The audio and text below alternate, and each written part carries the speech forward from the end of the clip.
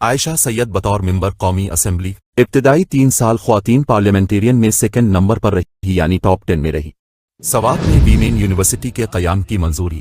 سوات میں بچیوں کے تمام بند اسکول کھلوائے، اسکولوں میں کلاس روم بنوائے، سوات میں ہاکی ٹرف بنوایا، ہائیڈرو پاور پروجیکٹس، پانی کی فراہمی کے پروجیکٹس، سینیٹیشن پروجیکٹس بنوائے۔ اس کے علاوہ اسمبلی میں عوامی مسائل سے متعلق بھی کئی بلز منظور کروائے جن میں رشوت خور افسران کے خلاف سخت سزائیں، فیول پرائسز میں کمی، چائلڈ سیکشل ابیوز پر سخت ترین سزائیں، میڈیا پر فحاشی کی روک تھام، قرآن کریم کی تعلیم عام کرنا اور وٹنس پروٹیکشن بل شامل ہیں۔ یہی وجہ ہے کہ 342 ممبران کی اسمبلی میں عائشہ سید کا شمار کارکردگی کے لحاظ سے ہر سال ٹاپ 5 ہی میں رہا اور خواتین پارلیمنٹیرینز میں تو وہ سر فہرست رہی۔ گولڈ میڈلسٹ عائشہ سید کی کوششیں صرف پاکستان تک محدود نہ رہی بلکہ وہ کبھی انٹرنیشنل فورمز پر پاکستانی خواتین کی نمائندگی کرتی، کبھی اوورسیز پاکستانیوں کے مسائل حل کرتی تو کبھی شام کے مظلوموں پر دست شفقت رکھتی نظر آئی۔